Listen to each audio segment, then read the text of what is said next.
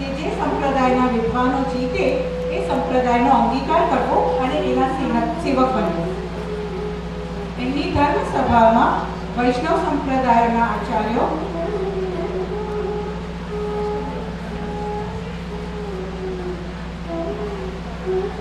અને શંકર મતના આચાર્યો પધાર્યા હતા.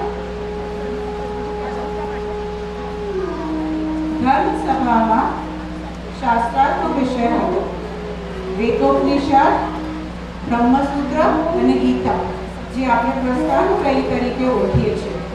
એનો વેદાંત મત હતો અને એનો વેદાંત મત શું છે એના વિશે ચર્ચા ચાલે.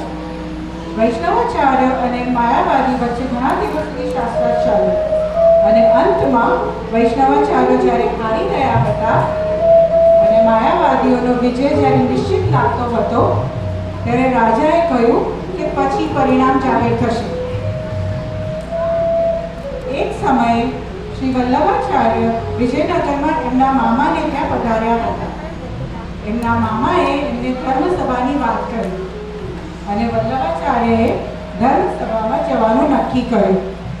વલ્લભાચાર્ય જ્યારે પધાર્યા ત્યારે બધાએ એમનું ખૂબ સન્માન કર્યું. વલ્લભાચાર્યએ એમના પ્રસ્થાનત્રયીના બદલે પ્રસ્થાન ચતુષ્ટયીનો મત રજૂ કર્યો. બધાના સવાલોના જવાબ આપ્યા અને પહેલા જે પ્રશ્નોની જવાબ બીજા વૈષ્ણવાચાર્ય નહોતા આપી શક્યા એમના પણ એમને ઉત્તર આપ્યા. 28 દિવસ સુધી ચાલેલી આ ચર્ચામાં શ્રી વલ્લભને વિજય જાહેર કરવામાં આવ્યા.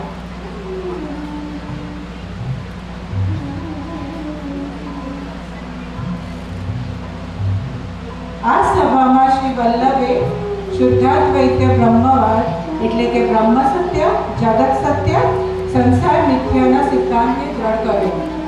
રાજાએ એમને સોનાના આસન પર બિરજાવીને દંડવત પ્રણામ કર્યા અને એમના શંકાભિષેકની તૈયારી શરૂ કરી. બધા બ્રાહ્મણોએ આપશ્રીનું પૂજન કર્યું.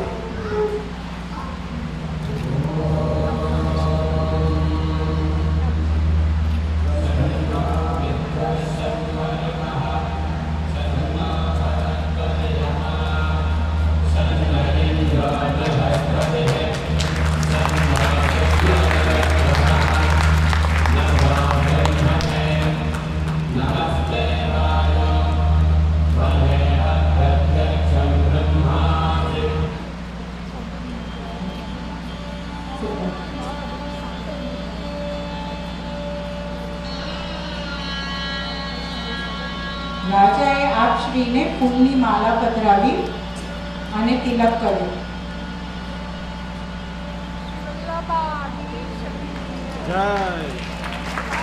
રાજાએ કહ્યું કે આ ટંકાભિષેકનું 100 મણ સુવર્ણ આપને સમર્પિત કરું છું. ત્યારે શ્રી વલ્લભે કહ્યું કે જેમ સ્નાન કર્યા બાદ એ જળનો આપણે ઉપયોગ નથી કરતા એવી રીતે હું સ્વર્ણ નહીં સ્વીકારી શકું અને એ બધું સ્વર્ણ બધા બ્રાહ્મણોમાં આપી દેવામાં આવ્યું.